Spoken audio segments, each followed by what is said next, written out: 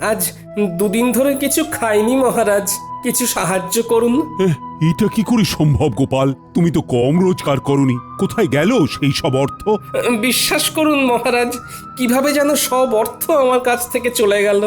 ও গোপালকে এই অবস্থায় যে দেখবো সেটা ভাবতেও পারিনি। ইস, আমার কতদিনের মনোবাসনা আজ পূর্ণ হচ্ছে। বাবারি, ভাবা যায়? তোমার অর্থ তুমি বাজে খরচ করেছো, আর কে করবে? আমি চাইছি না মহারাজ, কিন্তু তবুও খরচ হয়ে যাচ্ছে। এটা কি সম্ভব গোপাল? তুমি চাইছো না অথচ তোমার জমানো অর্থ তোমার হাত দিয়ে খরচ হয়ে যাচ্ছে। এইরকম নির্ভেজাল গাল গল্প দেয়া কবে থেকে শিখলে গোপাল? ফাড়ামো বাদ দিয়ে এখন থেকে ফাজলামো শিখেছো? বাবা বাবা বাবা! গোপাল কোনো বিপদের মধ্যে পড়েছে, নইলে গোপাল তো মিতব্যয়ী, কোনো বাজে খরচ করে না। মহারাজ, আমি আপনাকে গোপালের পেছনে আর কোনো অর্থ ব্যয় করতে করজোড়ে নিষেধ করছি। আমারও তাই মত মহারাজ, দয়া করে আপনি আর একটি মোহরও দেবেন না। আমারও তাই মত। গোপালকে আর কোনো অর্থ দেওয়া মানে ফসে ঘি ঢালা। কি হে বিজ্ঞানী, তোমার কি মত? আমার একটাই কথা বলার আছে মহারাজ, গোপাল তো মিতব্যয়ী, ও কোনো বাজে খরচ করে না। তাহলে আজ গোপালের এই অবস্থা কেন? গোপালের জীবনে কি এমন ঘটনা ঘটলো যাতে গোপাল এই অবস্থায় নেমে এলো? মতিভ্রম বলে একটা কথা আছে, জানো তো বিজ্ঞানী? দূর করে দিন মহারাজ, দূর করে দিন। যাও গোপাল যাও, তুমি বরং বাড়ি যাও, আবার তোমার পুরনো ব্যবসা নিয়ে হাটে মাঠে বসো। আমি আর তোমাকে কোনো সাহায্য করতে পারবো না। যাও, আর দাঁড়িয়ে থেকো না। তাহলে আপনি আর সাহায্য করবেন না? না গোপাল, আমার সব সভাসদেরাই তোমাকে সাহায্য করার বিরুদ্ধে। আমি তাদের বিরুদ্ধে গিয়ে তোমাকে তো সাহায্য করতে পারবো না। আপদ গেল। দিদি দিদি গো, এইটুকু নাও, কিছুদিন চালাও, এর মধ্যে দেখবে গোপাল দাদা ঠিক দাঁড়িয়ে যাবে। এই মোহর কটা রাখো, কাজে দেবে। কোথা থেকে কি হলো? কিচ্ছু বুঝতে পারছি না পুটির মা। একটা মানুষ রাতারাতি এইরকম ভাবে বদলে যায়। দিদা, আমি বলছি দেখো, গোপাল দাদু আবার ঠিক আগের মতো হয়ে যাবে। গোপাল দাদুকে দেখে আমাদের খুব কষ্ট হচ্ছে দিদা। সেই দিন দেখি ঢিল মেরে গাছ থেকে আম পেড়ে খাচ্ছে, আমাদের দিকে চোখ পড়তেই বলে খুব খিদে পেয়েছে তাই খাচ্ছি।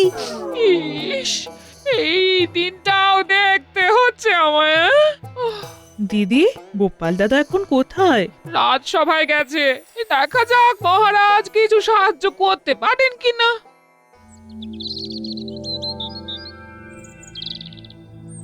আমি একদম একা হয়ে গেলাম। কে বলে তুমি একা? এই তো আমি আছি না। দুঃখ থাকতে তোমার কিসের ভয়? তাই তো, তুমি থাকতে আমার আর ভয় কি? নাও, আর কোথায় টেনে নামাবে নামাও। এই তো সব সময় মিথ্যে বলছো। আমি শুধু তোমাকে টেনে নামাচ্ছি, হ্যাঁ, কাজের খবর দিচ্ছি না। ওই তো কাজের খবর আসছে, ওই বটা আর ঘটা তোমাকে কাজ দেবে। কি গোপাল, তুই আমার নাম ধরে ডাকছিস? নাম ধরে ডাকছে বলে কি এমন মহাভারত অশুদ্ধ হচ্ছে শুনি? হ্যাঁ, শোনো, সেই দিন গেছে, হ্যাঁ, আর তুমি এখন একটা সাধারণ লোক।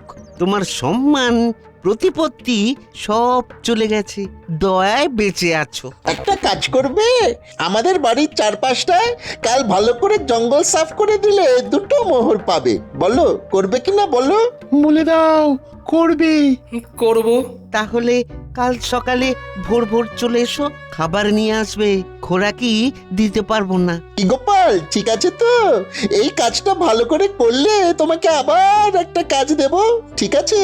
আরে সেলাম করো, বলো ঠিক আছে প্রভু, বলো ঠিক আছে প্রভু। যাও গোপাল, ঘরে যাও। কাজ কিন্তু একদম ঝকঝকে করে করতে হবে, ময়লা থাকলে কোনো মোহর পাবে না। বুঝেছো? বুঝেছি।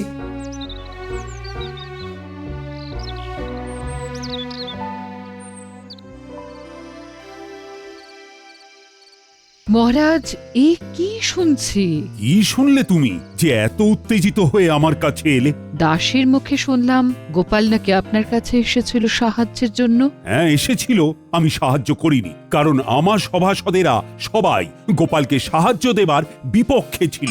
গোপালের এই ভাগ্য বিপর্যয়ে আপনি ওর পাশে দাঁড়ালেন না মহারাজ, অথচ আপনার যখন বিপদ ঘটেছে তখন গোপাল সবটুকু দিয়ে আপনাকে সাহায্য করেছে। ও তার জন্য বেতন পেয়েছে, আর বেতনের বিনিময়ে ও কাজ করেছে। বাহ, খুব ভালো বলেছেন মহারাজ, খুব ভালো। আমি ঈশ্বরের কাছে প্রার্থনা করব যে আর কোনোভাবেই যেন গোপালের সাহায্য আপনার না লাগে।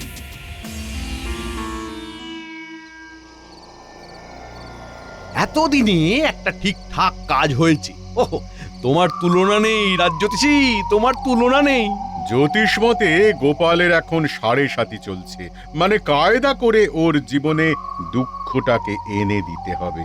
এ এখন লম্বা চলবে, লম্বা চলবে। কৃষ্ণনগরে গোপালের সম্মান নষ্ট হবে। কতজন কত চেষ্টা করেছে, কিন্তু তুমি যা করেছো তা আমি কোনো দিনও ভুলবো না। এবার আপনি আমাকে দেখবেন, আমি আপনাকে দেখেছি। গোপালকে চিরকালের মতো সরিয়ে দিয়েছি। এবার মহারাজ একা হয়ে গেছে, তখন গোপাল ছিল, এখন গোপাল নেই।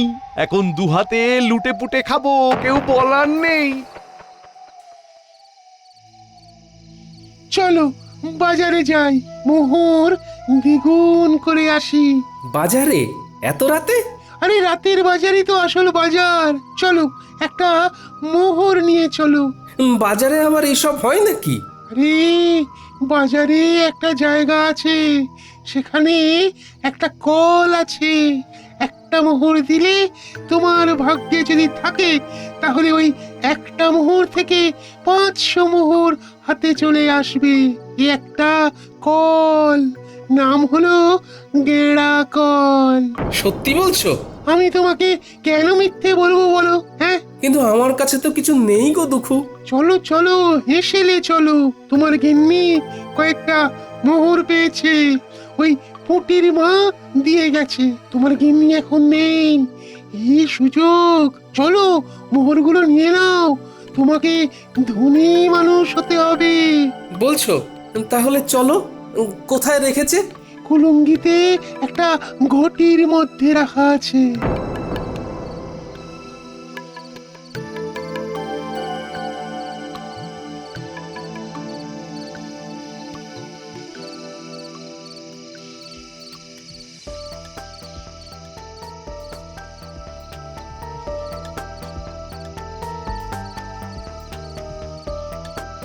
রান্নাঘরে মিনুর বাবাকে যেন যেতে দেখলাম।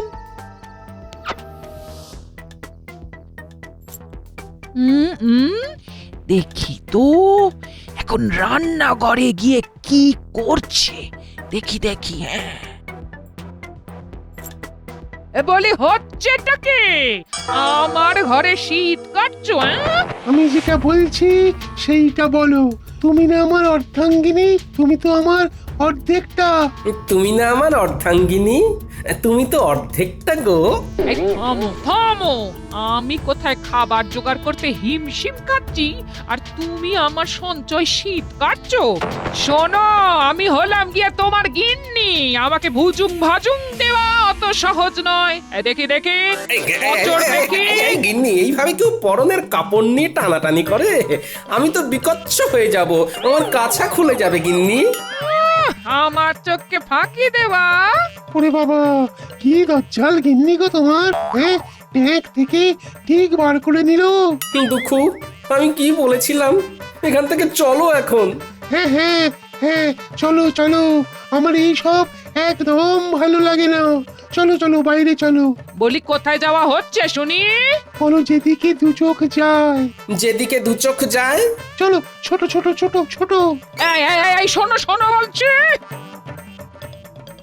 যা, এই চলে গেল। এ আমার কি সর্বনাশ হলো! কি হলো গোপাল বউ? গোপাল এরকম ঊর্ধ্বশ্বাসে ছুটে কোথায় গেল? আমার কপাল পুড়েছে, কি যে হলো বুঝতে পারছি না। ভালো মানুষটা যে এরকম কিভাবে বিগড়ে যাবে সেটা ভাবতে পারিনি। দেখো গোপাল বউ, দুঃখ করো না, আমরা সবাই আছি সাথে, জড়িয়ে আছি হাতে হাতে। গোপাল আবার তুলবে মাথা, যেন বৃথা হবে না আমার কথা। এই নাও গোপাল বউ, এই মুহূর্তে গোপালের কোনো কাজ নেই, তোমাদের চলবে কি করে? আমি আর বিজ্ঞানী মিলে দিলাম কিছু অর্থ, আমাদের প্রার্থনা হবে না কো ব্যর্থ। ও দুঃখু, আছো তো? আছি মানে একেবারে লেপ্টে আছি, তোমার ঘর থেকে জন্মে আর নামবো না। ওই যে মোহর দ্বিগুণ হওয়ার কলটার কথা বলেছিলে, সেখানে কি করে যাব? হাত তো একদম খালি। একটা জায়গা আছে, চলো সেখানে যাই। তোমার একটা কিছু তো ব্যবস্থা করতে হবে, নইলে খরচা করবে কি করে? চলো চলো চলো, সোজা চলো, একদম নাক বরাবর।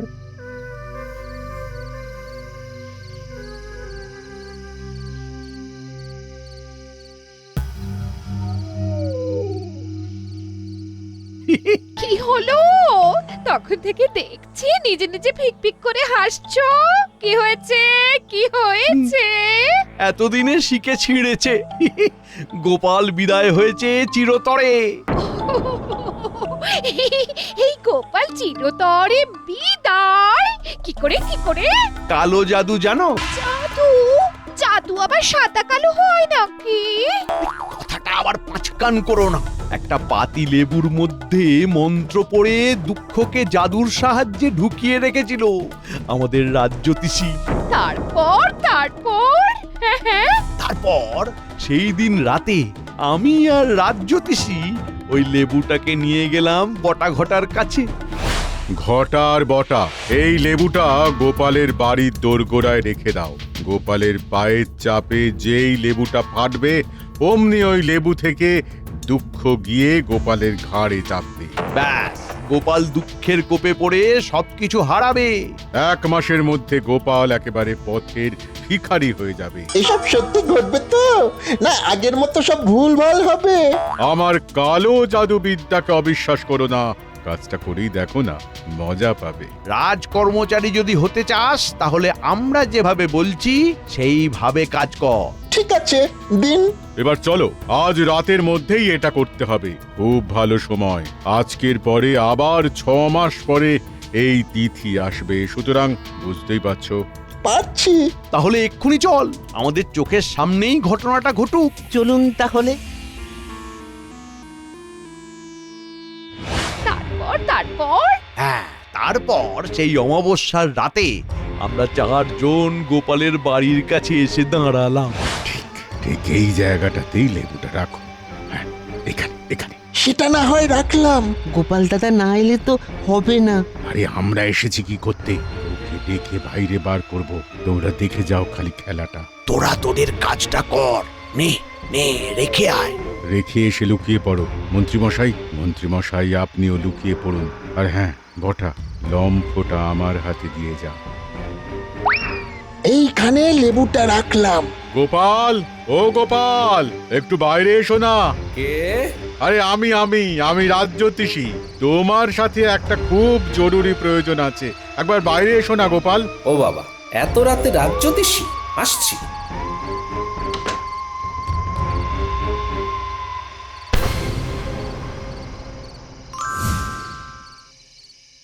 ব্যাস, সেই দিন থেকে 1 সপ্তাহের মধ্যে গোপাল পুরো শেষ। আর গোপালের শেষ মানে আমার শুরু। এবার দেখো কিভাবে আমার সঞ্চয় বৃদ্ধি করব। প্রথমেই তোমাকে 7 নলি একটা হার দেব, বুঝেছো? সত্যি বলছো? সত্যি সত্যি সত্যি, এই 3 সত্যি।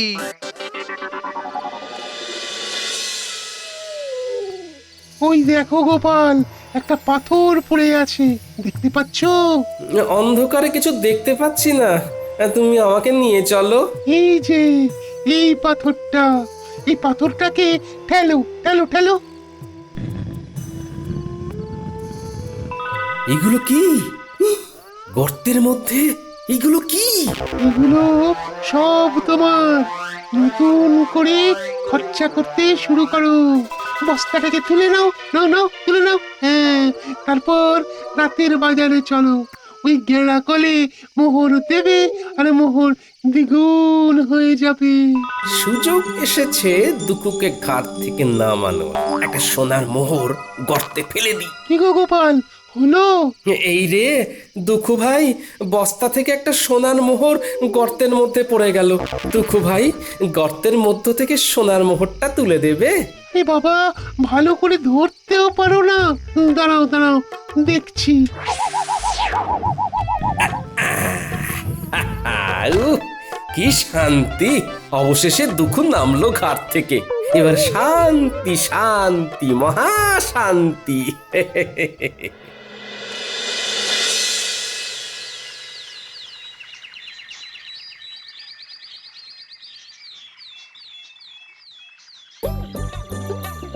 এই ঘটা, ওই দেখ গোপাল দাদা নাতি নাতনিদের নিয়ে বাজার করতে এসেছে।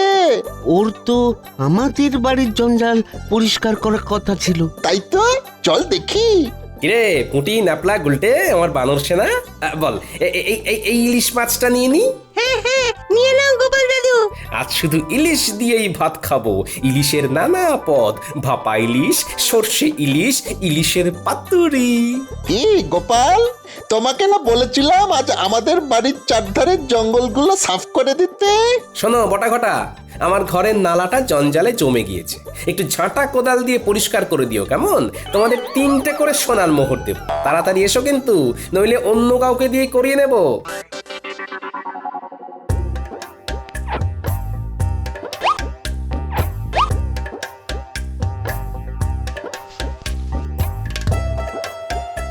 চল রে মানুষ না, আরো কত কি কেনার আছে। চল চল চল চল চল মন্ত্রী মশাইকে খবর দিয়ে আসি। আয় আয় আয় আয় আয় কাকা, আয় বগা, আয় আয় আয় আয়। মন্ত্রী মশাই, কাকা বকা ছাড়ুন। ঘটনাটা যা ঘটার তা ঘটে গিয়েছে। কি হয়েছেটা কি? গোপাল ইলিশ মাছ কিনছে। কি হলো? এই হিসেবটা তো মিলছে না। তোরা ঠিক দেখেছিস তো? আগে কথা বলেছি।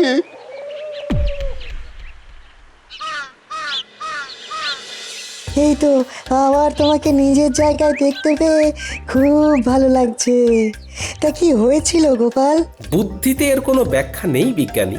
একদিন রাতে রাজজ্যোতিষীর গলার আওয়াজ শুনে ঘুম থেকে উঠে বাইরে বেরোতেই পায়ের নিচে একটা লেবু পড়ে গেল, আর সাথে সাথে আমার ঘাড়ে একটা ভারী কি যেন একটা এসে বসে পড়লো। তারপর আর কিচ্ছু জানি না, বুঝলে? এখন কেমন লাগছে ঘাড়? হালকা ফাঁকা, নাইকো ভার। আরে কাল রাতে ঘাট থেকে দুঃখুকে নামিয়ে দিলাম, ব্যাস। বিষয়টা একটু খুলে বলো তো গোপাল। বলছি।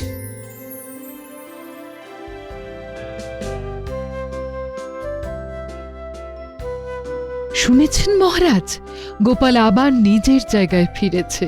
আমি গোপালের বাড়ি যাচ্ছি, আপনিও আসুন। দাঁড়াও দাঁড়াও দাঁড়াও, সকাল থেকে আমিও শুনছি। ব্যাপারটা কি জানতে হবে। চলো চলো, তোমার সাথে আমিও যাব। গোপালের কেনই বা ভাগ্য বিপর্যয় হলো, আর কি করেই বা সেখান থেকে সে বেরিয়ে এলো, এটা জানাটা খুব দরকার। চলুন।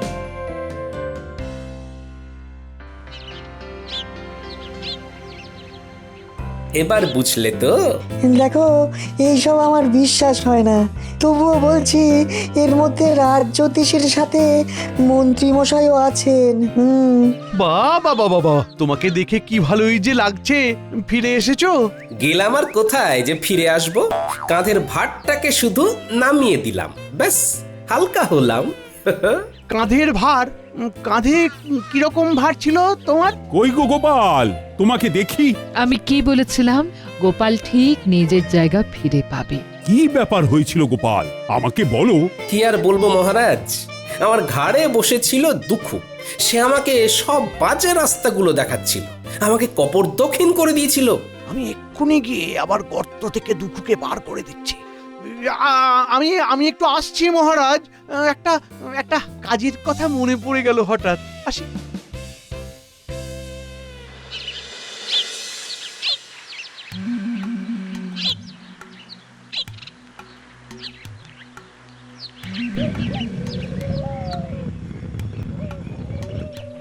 তুমি কে গো? আমি এই রাজ্যের মন্ত্রী দুঃখু, আমার ভাই। যাও যাও, আবার গিয়ে গোপালের ঘাড়ে চাপো, ওকে আবার সর্বশ্রান্ত করে দাও। তুমি ওকে এত উপকার করলে, ও তোমার ক্ষতি করলো দুঃখু। না, গোপালের কাছে আর যাব না, ও বড় ভয়ঙ্কর। তার চেয়ে তুমি বরং খুব ভালো। তুমি আমাকে মুক্ত করেছো, যে মুক্তি দেয় তাকে কি ছেড়ে যেতে হয়? হ্যাঁ, আজ থেকে আমি তোমার কাছে থাকবো। বলো কি?